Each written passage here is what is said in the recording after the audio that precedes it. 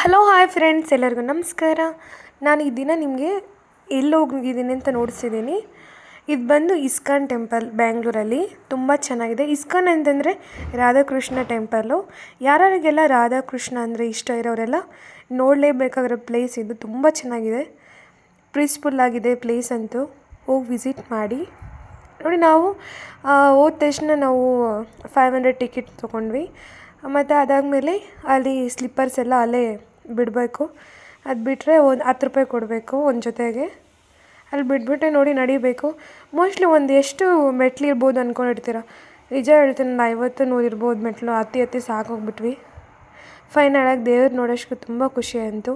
ಇದು ಬಂದು ನರಸಿಂಹ ಸ್ವಾಮಿ ದೇವರು. ತುಂಬ ಚೆನ್ನಾಗಿದ್ದಾರೆ ನೋಡಿ. ಇದೆಲ್ಲ ಕೆತ್ತನೆ ಎಲ್ಲ ಮಾಡಿದ್ದಾರೆ. ಇದರ ಟಿಕೆಟ್ ತೊಗೊಂಡ್ರೆ ಮಾತ್ರ ಈ ಥರ ಓಪನ್ನಾಗಿ ಮುಂದ್ಗಡೆನೇ ಹೋಗ್ಬೋದು. ನೋಡಿ, ಅವ್ರು ಹೋಗ್ತಿದ್ದಾರಲ್ಲ, ನಾವು ಹೋಗ್ತಿದ್ದೀರ ಆ ಥರನೇ. ನೋಡಿ, ಇವಾಗ ವೆಂಕಟರಮಣ ಸ್ವಾಮಿ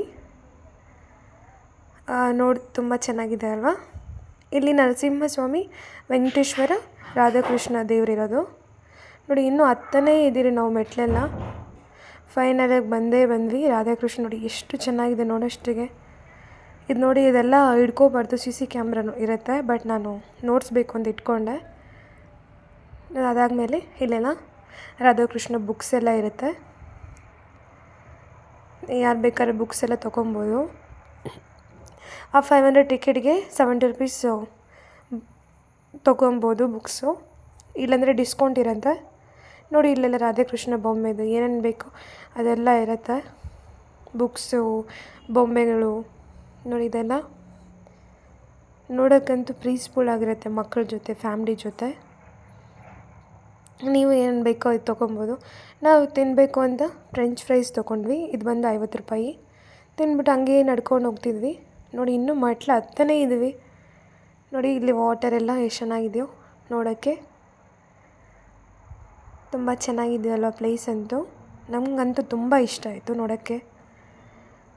ನೋಡಿ, ಇನ್ನೂ ಇಲ್ಲೆಲ್ಲ ನೋಡಿಸಿದ್ನಲ್ವ, ಇದೆಲ್ಲ ಇಲ್ಲಿ ನಮಗೆ ಸೇಮೆ ಬಾತ್ ಕೊಟ್ಟರು.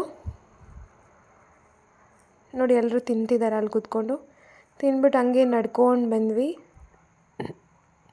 ನಡ್ಕೊಂಬಂದಮೇಲೆ ಇನ್ನೊಂದು ಹತ್ರ ಪ್ರಸಾದ ಕೊಡ್ತೀರಿ ಅಂತಂದರು. ಪ್ರಸಾದ ಅಂದರೆ ಅಲ್ಲಿ ಅನ್ನ ಸಾರು, ಸ್ವೀಟು ಮತ್ತು ಬಟಾಣಿ, ಒಂಥರ ಬಟಾಣಿ ಪಲ್ಯ ಹಾಕ್ತಾರೆ. ಅದೆಲ್ಲ ತಿಂದ್ಬಿಟ್ಟು ಮತ್ತು ಮನೆಗೆ ಹೋದ್ವಿ.